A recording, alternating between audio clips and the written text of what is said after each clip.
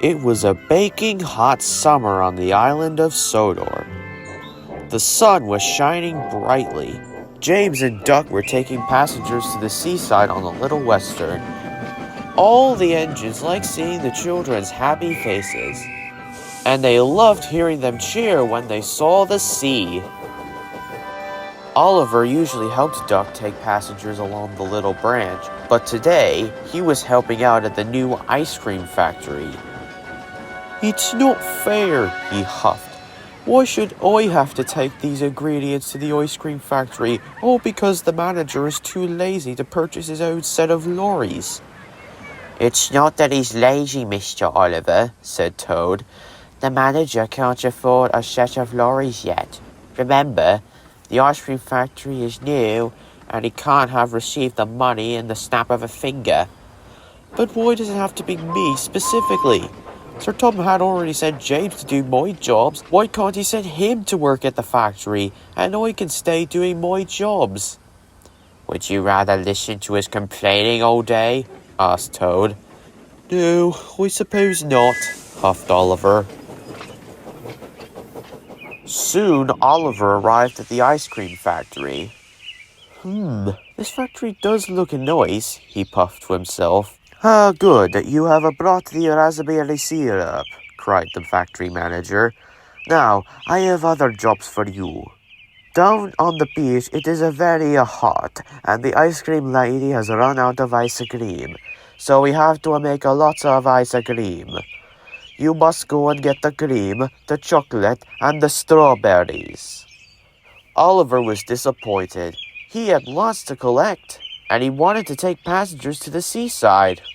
"If we get everything in time, Mr. Oliver," said Toad, "then we could still take some passengers." So Oliver rushed to the dairy. He collected the cream, and he puffed away quickly. Next, Oliver had to collect some strawberries, so he raced along Thomas's branch line to Farmer McCall's. Then Oliver had to stop for James at Elsbridge. "Out of my way," snorted James. "Passenger train coming through." James's carriages were full of laughing children. They were going to the seaside. "Why does James get to take the passengers?" moaned Oliver. "Don't worry, Mr. Oliver," said Toad. "James can't carry all the passengers. There might still be some at Tidmouth." This cheered Oliver up a bit. At last the points were clear and Oliver puffed away.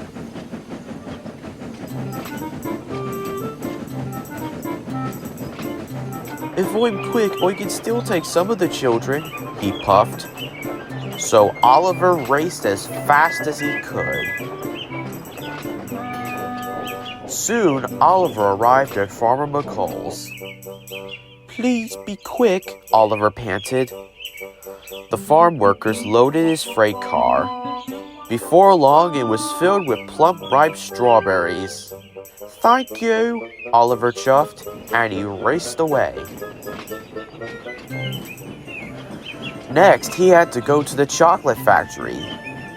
Oliver hurried through the baking sun. "I've still got time to take some passengers to the seaside," he panted. Oliver puffed faster and faster. His wheels clattered and his pistons pumped. But he puffed so fast the signalman didn't change the points in time. Oliver raced into the yards. "Bother!"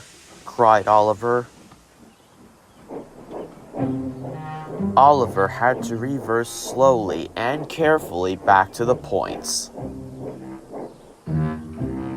Then he had to wait while Toby went past. Toby was taking more children to the seaside. They were having a wonderful time. "Everyone gets to take passengers except me," moaned Oliver. "At this rate, I'll never get to take any passengers." Toad was beginning to think Oliver might be right. At last, the signalman changed the points. Oliver reversed back onto the main line. And soon he was on his way once again.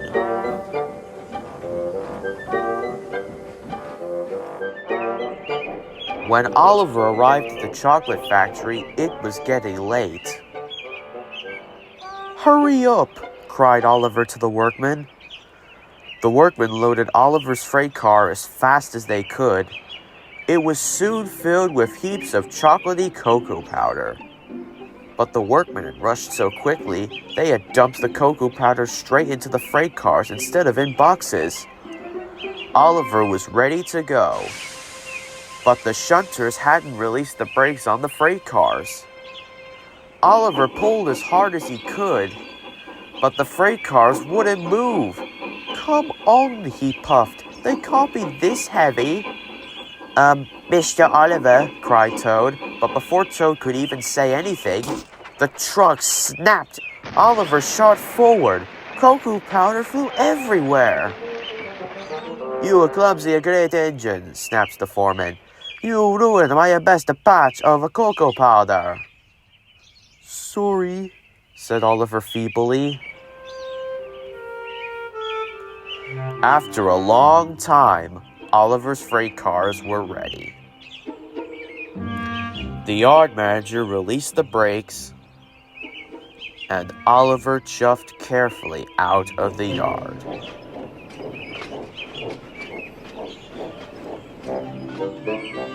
Finally, the track turned left past the old church. Oliver arrived at the ice cream factory. He thought his job was nearly done, but he was wrong. The factory manager was waiting for him. "The ice cream will be ready tomorrow," he said. "You must take it to the seaside for me." Oliver was very disappointed. "I give up," he sighed. "I'll never get to take passengers now." "Ah, well," said Toad. "Maybe next time, when you're a little more patient." Oliver puffed along the coast to the seaside. "I wish I was taking passengers," sighed Oliver. Duck was waiting at the seaside station, and so were lots of children. They all cheered as Oliver pulled into the station. Oliver was surprised. "Why are the children cheering?" puffed Oliver. "They're cheering for you," laughed Duck. "They've been waiting for the ice cream." The children were delighted to see Oliver and delighted to eat the ice cream. Oliver loved seeing the children laugh and cheer. Sir Topham Hatt was waiting with the children. "Yesterday you have worked extra hard," said Sir Topham Hatt. "You are a really useful engine." "Delivering ice cream is a fun job after all," puffed Oliver.